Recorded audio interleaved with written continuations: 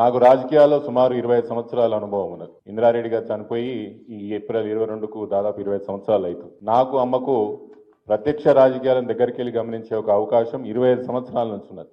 ఆ యొక్క అనుభవంతో చెప్తాను. నా యొక్క రాజకీయ జీవితంలో నాకున్న అనుభవంలో ఇంత గొప్ప ఎత్తున ఫెయిల్ అయిన గవర్నమెంట్ నేను ఎప్పుడూ చూడలేదు. ఇంగ్లీష్లో ఒక పదం ఉంటుంది, స్పెక్టాక్యులర్ డిజాస్టర్. తెలుగులో మనం దాన్ని అనువాదిస్తే దీనికన్నా గొప్ప యొక్క విప్లవం చెందిన ప్రభుత్వం మనం చరిత్రలో ఎప్పుడు చూసి ఉండము. భారతదేశంలో 28 రాష్ట్రాలు ఉన్నాయి.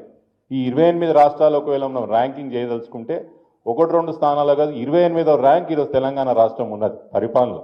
దానికన్నా కింద ఏమైనా రాష్ట్రాలు ఉంటే కిందికే పోతుంది, కానీ పైకి వచ్చేటట్టు ఏదేమి కనిపిస్తలేదు. ఎప్పుడన్నా రాజకీయాలు ఉన్న వాళ్ళు ఎవరైనా కూడా అధికారాన్ని లాస్ట్ గంట కూడా ఉంటే దాన్ని ఎంజాయ్ చేసి వద్దామని రాజకీయ నాయకులు అనుకుంటారు. నాయకుల యొక్క మనస్థితి, వాళ్ళ యొక్క స్వభావం, ఆలోచన స్వభావం అట్లుంటుంది.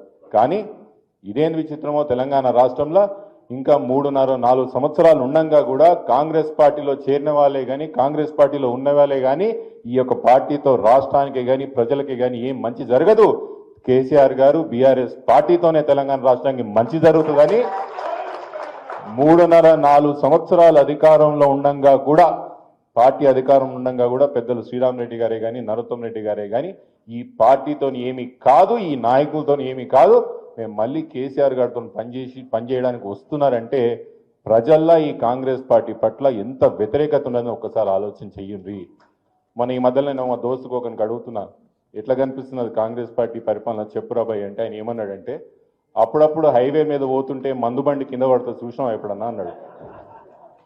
మందు తీసుకుపోయి బండి అడ్డం పడుతుంది చూసినావా ఎప్పుడన్నా, చూసినా ఏమవుతుందని అడిగింది. ఏమవుతుంది, ఎవరిని దొరికినంత సంకలు పెట్టుకుంటాడు, కాళ్ళలో పెట్టుకుంటాడు బాటిల్.